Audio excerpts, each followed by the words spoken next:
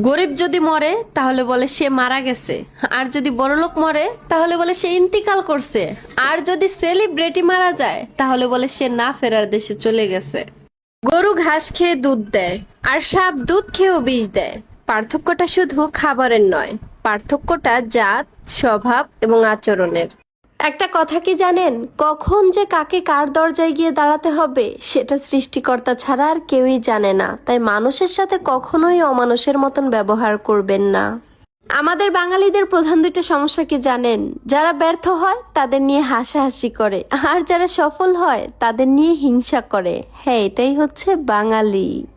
জীবনের 90% প্রবলেম তখনই সলভ হয়ে যাবে যখন তুমি এটা বুঝতে শিখবে, না তুমি কারোর, না কেউ তোমার, তুমি মানুষটা একান্তই তোমার। পরিস্থিতির সাথে লড়াই করা যায়, কিন্তু ভাগ্যের সাথে নয়। ভাগ্য এক আজব জিনিস, কাউকে সবকিছু দেয়, আবার কারো থেকে সব কেড়ে নেয়। বৃষ্টি এসে বুঝিয়ে দিয়ে যায় যে ঘরের চালের ফুটোটা কোথায়। ঠিক তেমনি বিপদে পড়লে আপন মানুষ চেনা যায়। কথায় আছে সংসার সুখের হয় রমণীর গুণে, আবার অনেকেই বলে সংসার সুখের হয় মোটা ইনকামে।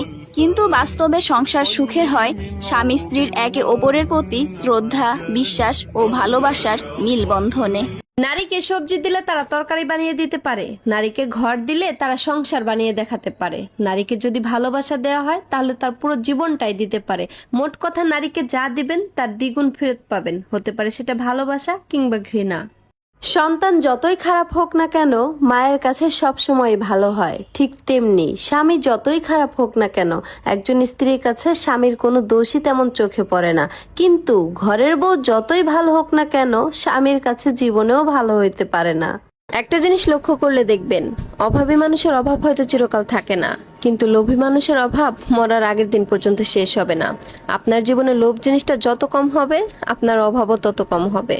একটা টুপির দাম যদি 100 টাকাও হয় সেটা থাকে মাথায়, আর জুতার দাম যদি 1000 টাকাও হয় সেটার স্থান কিন্তু পায়েই হয়। ঠিক তেমনি টাকা হলেই মানুষ সম্মান পাওয়ার যোগ্য হয় না, সম্মানিত হতে গেলে ভালো চরিত্রের মানুষ হইতে হয়। ভাইয়ারা, ভুলেও কখনো এই কাজটা করবেন না। স্ত্রীর কথা শুনে মাকে আর মায়ের কথা শুনে বউকে কখনো ভুল বুঝবেন না। সবার আগে নিজেকে বিবেকের কাঠগড়ায় দাঁড় করান, কারণ আপনার স্ত্রী হচ্ছে আপনার আমানত, আর আপনার মা হচ্ছে আপনার জান্নাত। শাশুড়ি কখনো মায়ের মতো হতে পারে না, মা তো মাই হয়, আর শাশুড়ি শাশুড়ি হয়। নিজের মেয়ে সকাল 10টা ঘুম থেকে উঠলো তাতে কোনো সমস্যা নেই, কিন্তু বৌমা একটু দেরি করে উঠলেই দেখা যায় শাশুড়ির কথা, হ্যাঁ কি জমিদারের মেয়ে আনছি গো, 8টায় ঘুম থেকে ওঠে। এটাই মেয়েদের জীবন, এটাই বাস্তবতা। মিথ্যার কাছে হেরে গিয়ে নিজেকে কখনোই মূল্যহীন ভাববেন না।